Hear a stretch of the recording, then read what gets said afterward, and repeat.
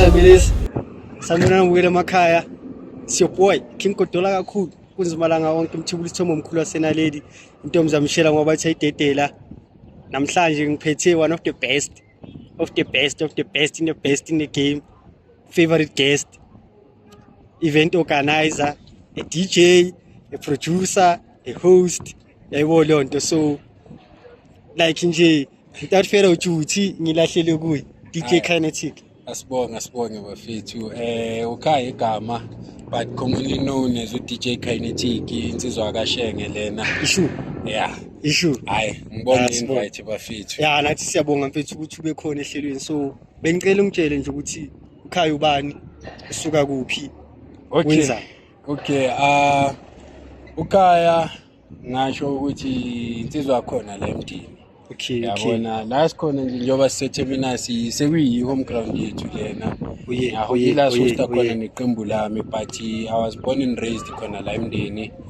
Ngafunda kwa primary lana high school then ngaya le eKensington ngoba phela sashaywa thina. Washizi ngashiya. Sasibelekela induku ngakhona ngale Kensington secondary school.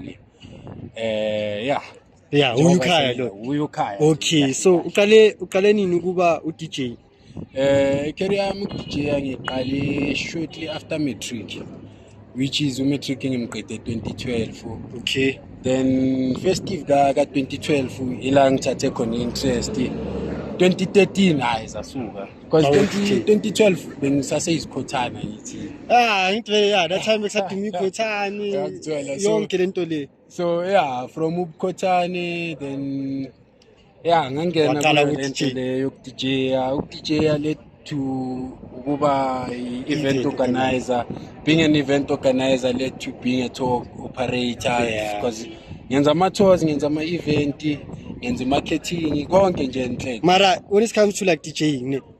Okay, wenza grade 12 sharp like yini into yakwenza ukuthi okay yabona manje ngifuna uDJ endlini bekune visual DJ or bekune 50 loops one laptop or ovela athi yazini eskima majita right yakufaka egaming. Hayi thina mina ngasho ukuthi ngileze bezivalelwa ngaphandle kakhulu. Manje sangena ngenkani mfethu kuye le industry yabona. So how it all began njoba ngisho ukuthi bengisikhothana yabona. So from ukhothani yazi ikhothani besihamba ama event nani. So masifika ama event mina I would go ngiyobukela abo DJ nani then that when ngathatha interest. Then how it began mangena ama Samsung Galaxy Pocket. I remember baba khona lama app lanka ke uDJ ngaqala kayi ngezwa mani ukuthi sengiyakwazi ngefone qala ukubalansisa vele ngefone I from phone icomputer like bangaswitch is boy mina ngumuntu vele obekazenzela into ebhaya. Okay, so mo DJ ifone angithi yasebenza DJ ngefone and then wathi okay sharp ayi manje sekudingakala ukuthi ngikhuphukise kancane nge-elevate. Angithi from ifone like ifone udlala uyi-1 phela ugqoka ama-earphone. And vele kuzona thina sizwa ngaleso sikhathi. Ngiyayishaya lento lena and my career was deeply inspired by DJ Kinetic because DJ Kinetic ngama Friday beyana la show akhe dlala ama mix akhe. Usually DJ Kinetic yakhumula beyana proper like each and every Friday proper ama mix. So mix every Friday. I would listen to the guy ngisho ukuthi man one day man nami now ufuna ukuzibonela. So when uDJ like DJ music onjani a type like of a DJ like ama set wakho umuntu mayibhukhile uKinetic kumele expect set njani? Ngasho ukuthi I'm now more of a businessman than a DJ, so it all goes according to when umbukhayo ukuthi ufunani. As long as you can pay for it, I can do it because I can play almost any genre. I can play your hip hop, kwaito, piano, gqom. Like I can go anywhere. Versatile. Okay, thelanga ukuthi wena kahle ngu DJ. Awukho seboxing uthi okay DJ yama piano. Ngisu DJ we piano, DJ one, ngu DJ nje basically. So whatever is needed, I deliver. Okay, anyawuze ukuthi yabe likhulele la emndeni qala uDJ 2013 and then more from kuba uDJ waba event organizer. Your first event bekuphi and we share first event bengi 8 August 2015 of which bekumshado kamamami kahle yabona. So bangana DJ bangampuka. No, bengu DJ vele obhukiwe ukuthi ngizogitharela umshado kaMama. Bona bazi kanjani ukuthi okay bake balize iset lakho before ngoba ngeke umuntu avela athi okay hayi thi ngibhuku Kinetic iset lakho bake balize ukuthi manje ithi simbuke ya or ngiyokwenzela ifavor ukuthi nawe uzokwazi ukungena. Angithi uyazi phela uDJ umuntu osebenza ebusuku 1. Yeah. So mangizospana vele ngihamba ngemagigini ebusuku. Who's this? Uma olady bekazoba bekaba nenkinga obvious. Yeah, azocomplain nomntana kuyaphula yabona. So kwaya wagcine vele asepthile ukuthi hayi vele uboy uyayithanda lento yabona. So when she got married, I think that's when she got lento leyo ukuthi okay athi ngisupport nami ngapha yabona. Then she was like okay mfana hlanganisa sound nani for like the entertainment side of things izomshado. Then that's when I got the idea ukuthi man since isound izobilana ijamani. Yeah, it's a time to let me do an event once yabona. Then that's where it began. Nakhona mayishayela kini during the day bekumshado because mina mangibhuka izinto ngizibhuke ukuthi izosipana emshadweni zisipane throughout the night sizozibuyele ngakusasa. So I saw that as an opportunity ukuthi okay let me try something yabona. Bro like it was I feel like beku idea ehlakaniphile ne because of imagine if bobhuke for let's say for 6 hours and then after that uyafika umuntu we sound uyathatha sound and then kumele futhi umbhadale futhi yabona. So nalapho wayihlakaniphela ngaleyo ndlela. So prior to umshado I started marketing event bekumswenko party. Your first party igama layo it was called umswenko party. Mangakhumbula kahle 2015 ila bekusadumena lengoma le umswenko. That's why I got the idea. That's why I got the idea ngathi ngisha umswenko party yabona. So nakhona we didn't expect much of it. We were like okay because mina nempintshi playing like ne. Besingabo DJ vele. So we were like okay let's do something yethu because njengoba ngisho ukuthi bebasivalela ngaphandle abantu bebasegaming at the time. So bayivala iminyango Thami. Bebayivala bebizivulele. So gatekeeper like us. Wakhona. Emndeni. Emndeni at the time bekuna event. The event ebekhona emndeni nakhona ngiyayisho futhi. The event ebekhona emndeni at the time bekuyile yangi 31 August by the late Umakali. Okay, that was like the only event. Only on December. 31 December. And of which bekuyithabu ukuthi mawuzothi uyahosta during the year angazi noma bekuyistigma orini but mawuzothi ubiza abantu basenaledi hayi so type emndeni and bekhona ama chain of events bewayenza esenaledi at the time la nami ngathola khona inspiration. So I was like okay ngishaya something nami ngapha emndeni egas lakho nophakamisa emzini and ungakhohlwa like back then 2015 ne I was on correct.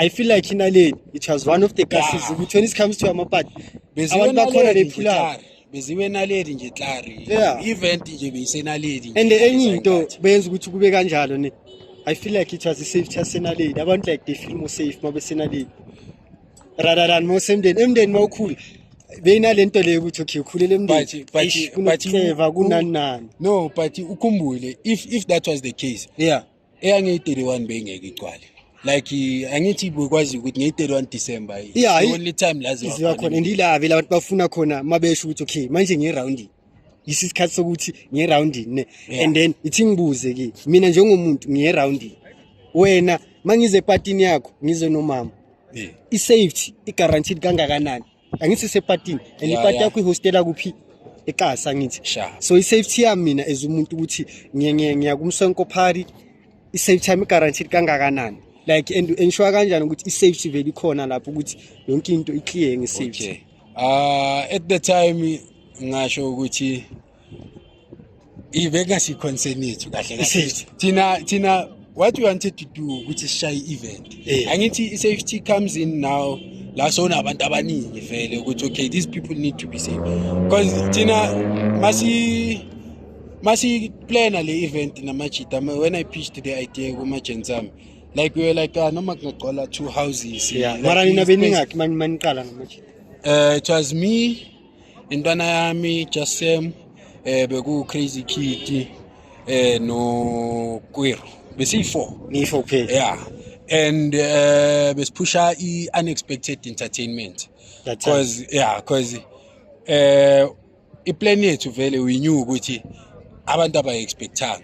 For an example, njengoba ngisho now ezwazi ukuthi unexpectedly seziyemndeni. Okay. Uyabona?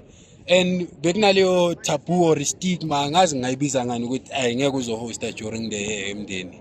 Uyabona into kanjalo. Yeah. So sayiphusha event marketing nani uyabona. Yeah. Nakhona besiplan ukuthi noma kungaba nabantunyana abayi-50 like leyo crowd nyana. When plan yakho ukuthi fill up those 2 houses and then you take it from there. Sabantu samadladla ayi-2 because usually vele maziwa that was the case ukuthi kuzigcwala ispace nyana uyabona. Yeah. Push marketing like we didn't think much of it. Come event day emini kuba umshado. Yeah, kuba umshado. To those who didn't know ukuthi later on it's going to be an event. Yeah. They thought you could very event. Oh, because of already abantu bomshado bakho. Yabona. So kwenzeka umshado wenzeke 8 o'clock ucima ugesi load shedding. Back 2015 bese khona load shedding. Beyikhona.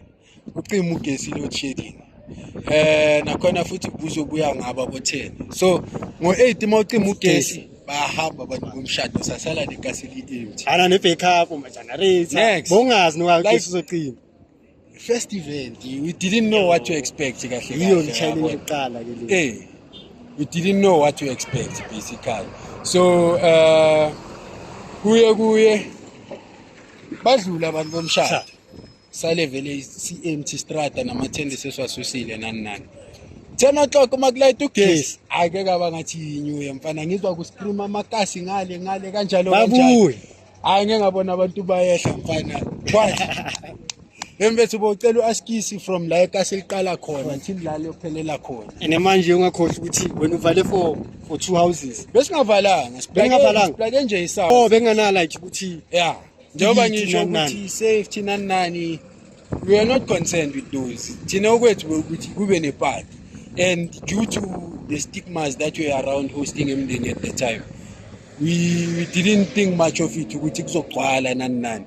So I think nawo abantu abebagcwele daba were in disbelief because everyone came ngaleyo mindset ukuthi sifuna ukubona kahle ukuthi yazi notice when it comes to event or baby shower or like yonke into when it comes to entertainment abantu abazi kuzobona ukuthi into yakhe izobe success baza lapho bafuna ukubona ukuthi kuzobe kunobani izoyenzeka yazi abantu yawo notice abantu bazothini okay I'm hosting nge5 kune-event kumswenko umuntu uzothi ithi ngiye kumswenko for ukuthi ngiyobona ukuthi enhle yenzani kahle bekuyileyo into ebikhona ukuthi ileyo mindset ubona ukuthi vele uyabona yena bekho awe ukuthi lokho kubona lokho kuyagcwalisa kusasa mfana kwagcwala mfana and just like that it was the first event was a success like ngasho ukuthi I didn't start small ukuthi isuke vele abayibhom boo after lapho vele yasalingenelela bathi bra sifuna event so usually hosta is it like annually maybe once in a year or maybe twice we're gonna get to that so after 8 August 2015 sathi 3 October zizo uyabona 3 October umswenko futhi and yabo igap incane mfethu and bazofuna yona lento lo yenzile ukuthi uyiphinde angithi manje ushayile iparty umnandi sizile sizinjoy the second one sifuna futhi thina kube kanjalo asespectanga anything less and mind you now where is going on ukuthi kunomswenko sesemndini like yabona so mind you awusakho phela umshado kamaweledi isibhekha wena ke manje because angithi leyo qala izinto esibhukho umaweledi yayenzeka i-event yaba success vele yaba success so now yonke into seyibheke thina and then i4 namaji C4 ngasho ukuthi bengiyi1 because yonke into vele I was pushing it amajitami were there as a support system ukuthi bra whatever you need thina sikhona but the driving force ibiphuma ngakimi kakhulu So kanjalo iqali unexpected entertainment and nabantu I think basithatha serious kancane but still beba naleyo nto leyo ukuthi sifuna ukubona uzophelelaphi mindset vele yasekasi nami ngifuna ukubona njengoba ngiya kumsengo ngifuna ukubona kube success angithi le yanga August manje October October ke it was driven by a crowd now on Facebook the responses were like bra sifuna le want another one so market kanjani like through social media or market kanjani social media on Facebook when it was like at the time maybe angithi bengakawaziwa kangako following vele so we printed ama poster went all over imndeni naledi so obviously uyazi mazo yenza into kuzoba nama competition yabona and stuff like that so on the day ngazi 3 October kwaba ke nama opposing force ukuthi okay nathi so host on the same day as na eshaya because kahle bebafunani ukuthi ngiya hosta but no one comes bazoya ku and leyo nto leyo challenge nakhona it's a challenge because of manje when you drop poster nami ngiyadropa and nami ngiyadropa same day with our fit nami ngiyahost kahle nokunyatha phakathi ukuthi hayi angeke lo azohosta nje angeke umsonto futhi nathi kuzogcwala umsonto ukuhoste nathi sikhona siwe kusonex leyo ngeke izenza kahle exactly ofithi mindset nje yasekasi ofithi amajida kumele ayeke nje ayishiye in order ukuthi sonke sokwazi ukuya phambili as a collective so due to that ukuthi babe nama bayenza competition ahamba na marketing every day I used to post on over 200 groups on a daily basis. Upusha ipati vele one. Push ipati one on a daily basis. Mang post and share kuwo wonke lama group. Like to a point ukuthi people were commenting with bra.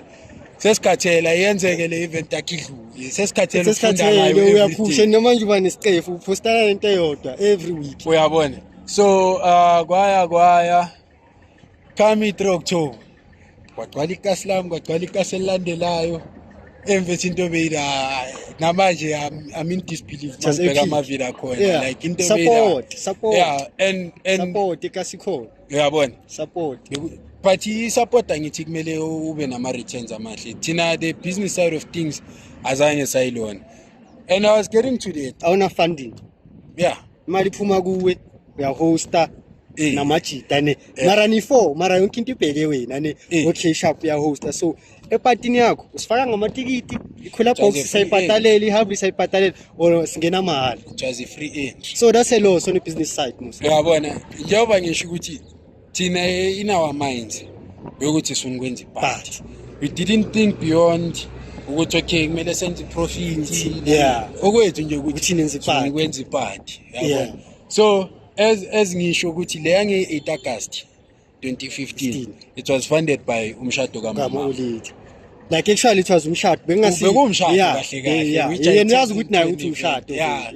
so le yange 3 October yonke into vele sekumele kuphume emapokoteni of which sonke asisebenzi akuna source of income nani and at the time nathi besingakabi to leyo level ukuthi umuntu makasibhuka yasibhadala like commission kumele uthole it was like ama free kicks for network ufuna ukuduma nawe as an artist kahle so kuye the guy lo bekas providing a sound nge-8 August astrope on the week of the event ziwa Saturday Monday usitshela ukuthi abafithi sound self-ukhiye sound khohlwani ngesound mfethu that week akekho singazake samkokotela trying to get imali yokubook isound and the risk yakumashonisa awuna backup ukuthi imali yakhe izobuya kanjani ibusele kumashonisa umashonisa mangafika athi okay nakunikezile imali ngithatha lona le sound mfethu ngiyalibamba isound yabona manje I still pride myself in that ukuthi I've never cancelled an event since ngaqala lento ukuthi I'm an event I've never cancelled, I've never postponed masiteziwa ngalilanga siyawa ngalilanga mfethu ngisho kuthiwa singavuka kunetho futhi ke kayenzeka ke le we gonna get to that ngisho kuthiwa kwenzakalani mike iziwa ngalelo langa sizowa ngalelo langa and done yangekho umuntu wesound like or ugayi ukuthi besemini ukhona ufuna imali which is there nayo iyo lesifuna kumashonisa ukuthi angithi manje namanje nangapha enye print esesifakela ipressure laba who are the opposing force laba sekwama competition sebafaka nabo ipressure phela ukuthi nabo ngithi manje bafuna ukuthi ingabi success event baso fail labantu the same sound bazoyara uyabona so and then it's another thing they poster Mswenko descended and it was to a point ukuthi even nama post eswafakile mabahangana nawo bayawadabula competition abe bathukile but ngasho ukuthi up until today what has worked for me is focusing on what I'm doing ukuthi omunye umuntu wenzani igoal le event so hoster October yenzeka event emfethu kwagcwala ikasi lami angithi leyange iAugust igcwala ikasi lami kwagcwala ikasi lami kwagcwala the following kasi nalama kasi akhuphukayo enhle because I invited ikhothane eziningi zeza ngamabhasi like yo mfethu it was really packed.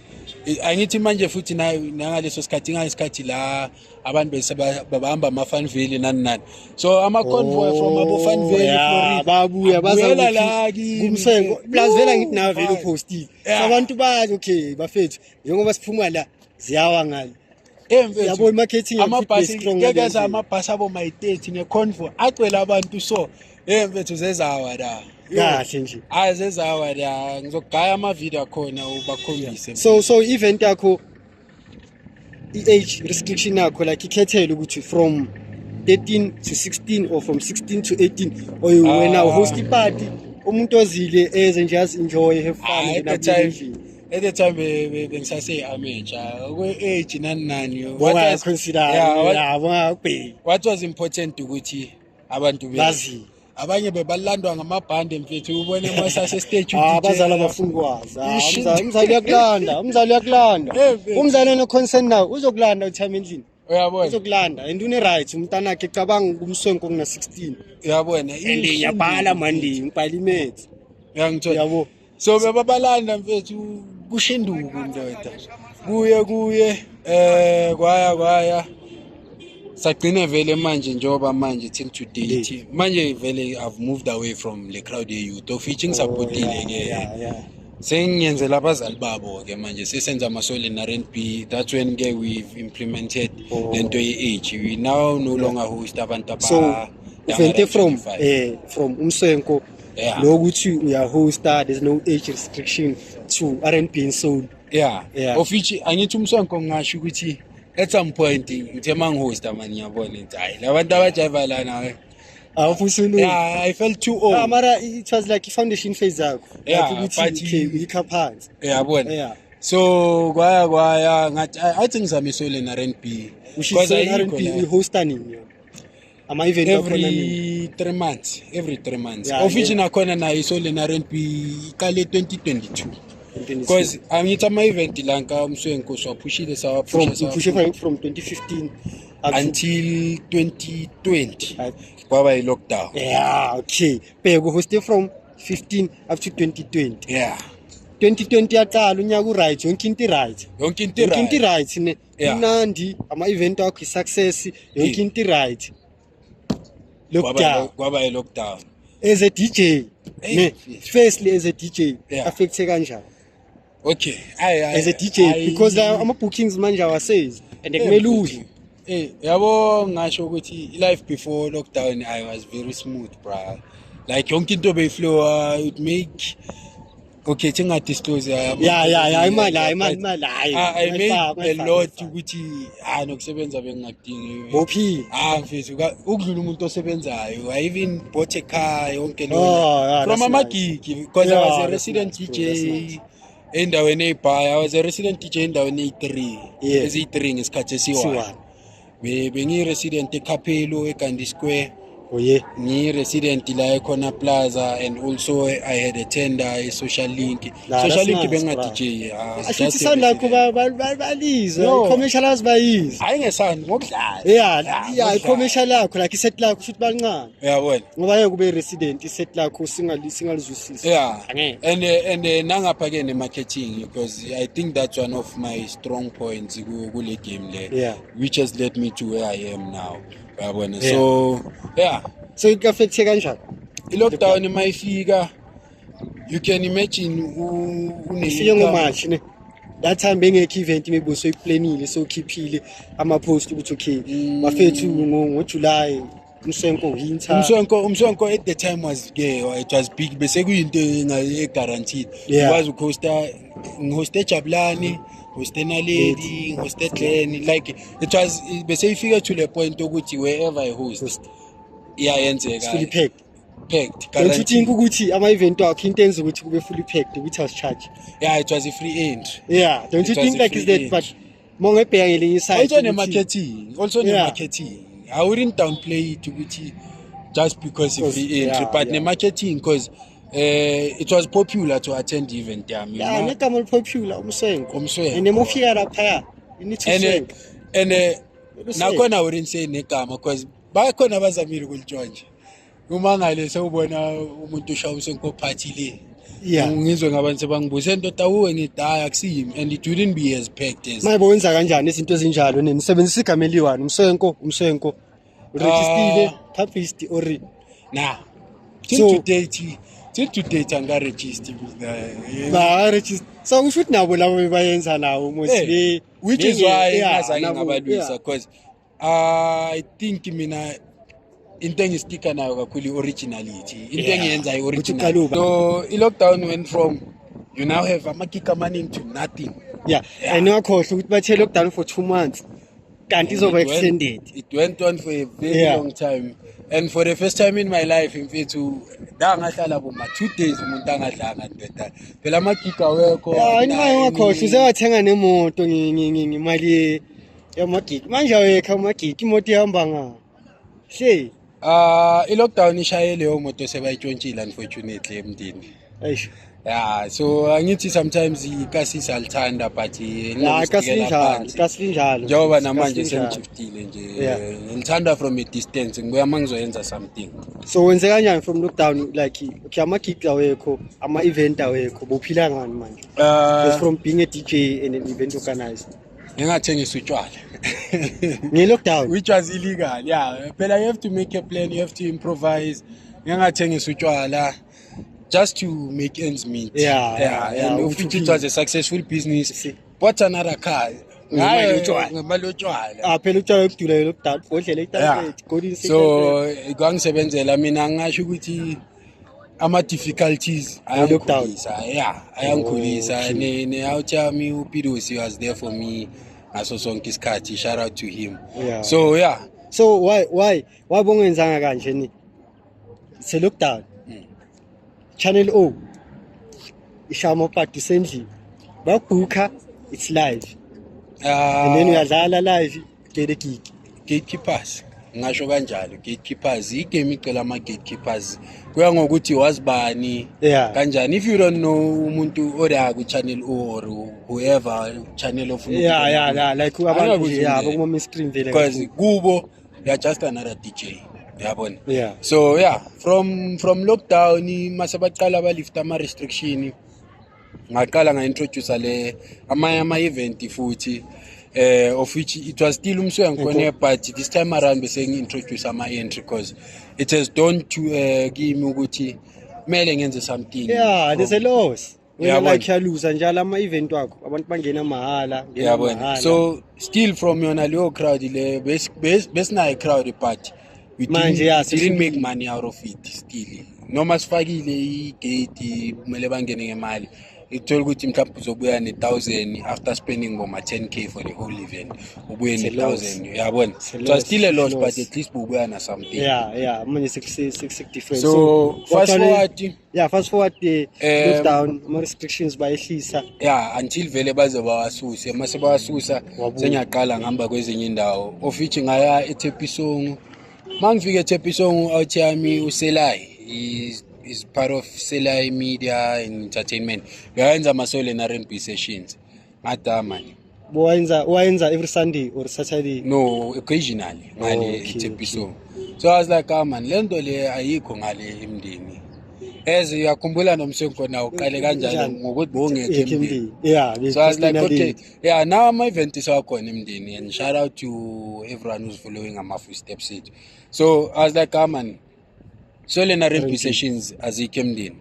Ngaposta kunale group abathi eMdeni kaSlami, ngaposta kuyo ukuthi man, how about shine so lena rugby session? Mfana, the response was good. I was like, yeah, that's good. Yeah. Kwabantu bala eMdeni. The first event beginning date. Date, but yeah, last year. Oh, qala ukushaya yona 2022. Yeah, that's khona la eTheminus. Khona la eTheminus. So futhi bengishayela lapha emashop. Yeah. Kwaya after the first event nayo kwaba yenye success nje boo. Manje okay, i-R&B so njengoba mina bengingize ngoba I feel like it's not catered for me. Like i-jam mina ngithandela hip hop. Yeah. Angithi bekuza nakhona age restriction ikhona or uyeza. We took a shot at hosting for abantu abadala. Ngathi okay, since ngijwayele ukwenzela abantwana athi ngishayela abantu abadala. No under 25. Ma under 25 sakujikisa, ma 2000 sakujikisa. Baphuma ngokuningi abantu abadala bathi. Bazela. Yeah, bazela vele. Hayi, kwaba i-success. Nabo they demanded more. Shaya S2 sabiza uFen Masango, of which ilanga lakhona it was 5 October if I'm not mistaken. 2022, yeah, 5 October. Sivuka ikunethi imvula mfethu. Everyone is posting. Challenge, yeah, you are ama challenges lawa khona. And nangapha uhostela ngaphandle. Outdoor event. It's not like ama indoor emawulweni nani. Yabona. So sivuka kunethi imvula, but we had to continue because Kinetic never postpones, never cancels. Mangwenze kanjani? Wayimeli imvula yathula. Yeah. Simelile but setup still ilogineta. Sithe kodwa masiqeda ukufaka amathende nani yathula, and people came out not as much as we anticipated, but people still came out, yabona. Yeah. Waya sawashaya up until ngithola amagig eNorthwest nani. Mangifike eNorthwest, the guy ongibhukile eNorthwest ngithola kuumuntu oyenza ama-tours nani. I was like, hey bra, you need to venture into stuff. Athi ngizame lento lena, of which my first tour, because now I'm doing events and tours. Sengishaya nama-tours. My first tour was 1 April 2023. Also, like right now, like you ventured from being event hoster, from being a DJ event hoster to being to organize. Yeah. So mind like you, angenzanga sound engineering, angenzanga any marketing course, angenzanga any travel and tourism course. Don't into it's self-taught. Yeah. Self-taught. What I'm good at kakhulu marketing. Like I'm good in communication and nabantu. Kahle ngiyakhuluma nabantu. Anyone who has attended my events can tell you ukuthi sometimes unokungithola ngibounce, sometimes like I socialize now. I make everyone feel at home. So sayenza ito 1 April, which was a success. Maybe by 1 April RTPS. Even though we didn't make money because we undercharged people and overpromised, but we delivered to go on our promises way too. Yeah.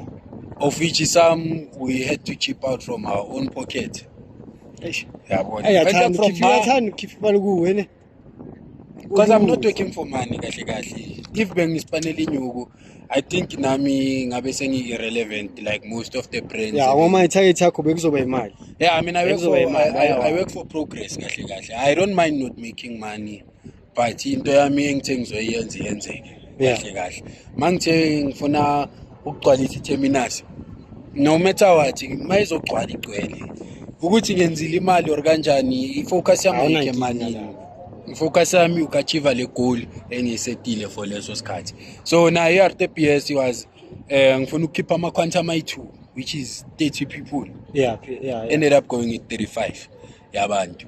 And yeah. So we didn't make much profit kuyo, but progress because now sesikwazi ukuthi 1 September sempumalanga, end of September sePlate Lagoon, 1st December sePlate Lagoon futhi. Like we've got ama-tours amaningi lined up, of which check out the page to Kinetic events and tours. Is on Facebook. You will find everything there. Of which now ma ufuna ni group man travel, we are able to create tour for nina especially ezongcaterela kuma-tours ne ama-tours ka-Kinetic yini into ekumele si-expect ukuthi okay moya ku-tour ka-Kinetic uzothola family ngasho kanjani uthola family ukuthi uza uyi-one uze une-partner masuka la eGauteng I always say mangiphosa masuka la eGauteng suka sama stranger but masifika kwenye province sifika into eyi-one because everyone ngimenzela iskipper uhambayo kwitho yami uhamba sonke masifika siyasishaya ikipa eziyi-one ngihamba ne-crew yami Snap Studios shama photoshoot ngendlela to create ama-memories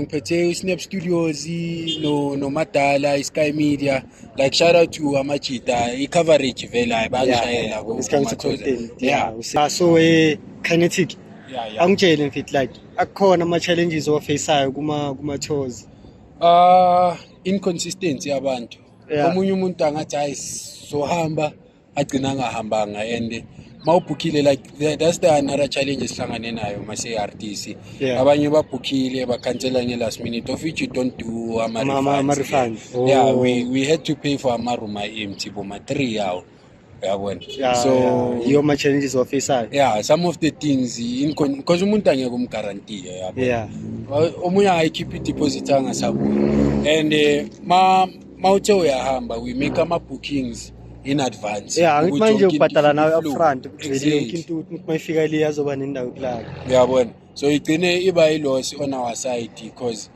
mawuzokhansela kumele ukhansele in advance futhi still as much as ubhukha in advance mawuzokhansela kumele ukhansele in advance because gcine vele sekumele sibhadalela ama-room ezinye indawo they don't do ama-refund nje etoli kuba i-loss ngakithi so when it comes to transport awazafisa i-challenge maybe nibhukhe ama-concert ama-4 and then it comes to umuntu wakhona ama-last minute anikeze one amanye awekho so far ngithi sisaphume kayi-2 so azikakabi ne-challenge in terms of transport because sisipanisana nomuntu oyi-one yabona so like u-consistent umuntu wakhona u-consistent kahle yini imishini yema-tour wakho kahle imishini yethu ukuthi angithi sometimes abantu uthola ukuthi uyafisa maybe uke Cape Town or and angiyafoli ngaleyo ndlela le and angazi ukuthi ngizoqalaphi uyabona so thina what we do basically siyaba collect abantu because the more abantu bahamba the cheaper things become because isibhadalela as a collective so the more abantu bakhona the less i-price iba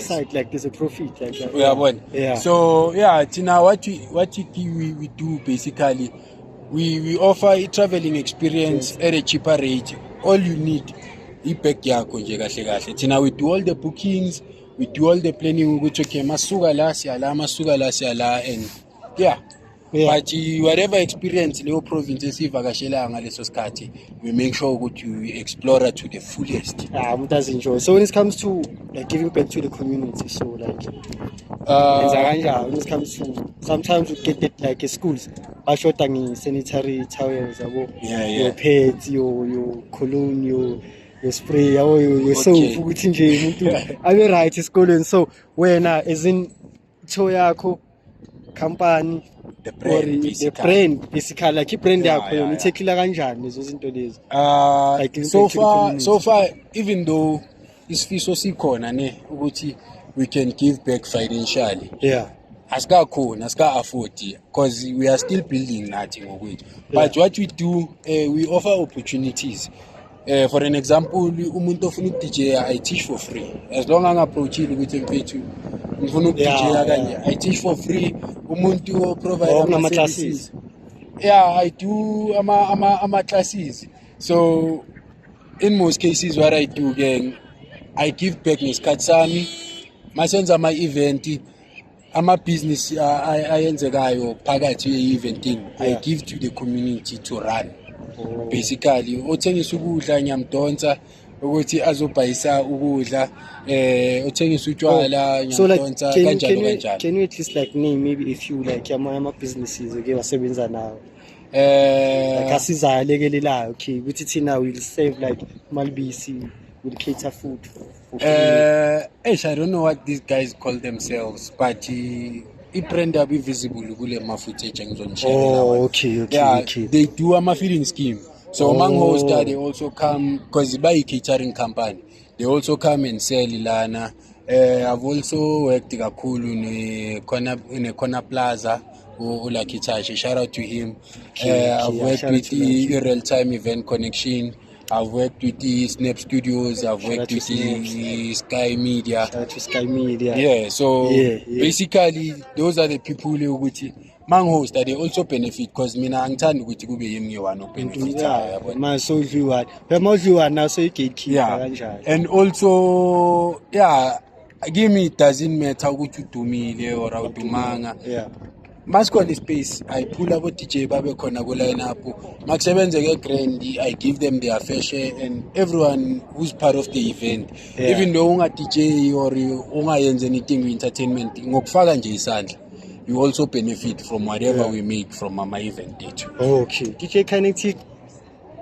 Umtshele mfethu khona event ezayo, khona ipati ezayo, khona nomitho ezayo. What you expect? Like expecting kulonyaka from today. Okay, ati see now step by step. Yeah, step by step. We call it okay from this day and this day. This day. Upcoming event. Angithi our great supported you kakhulu from Abo Mama. Yabona. And Abo Mama. Besides Mali, I think besides Mali, I think support the people abajwayele attend my event to of each abala around them, then they don't get my event abacaterelayo kakhulu.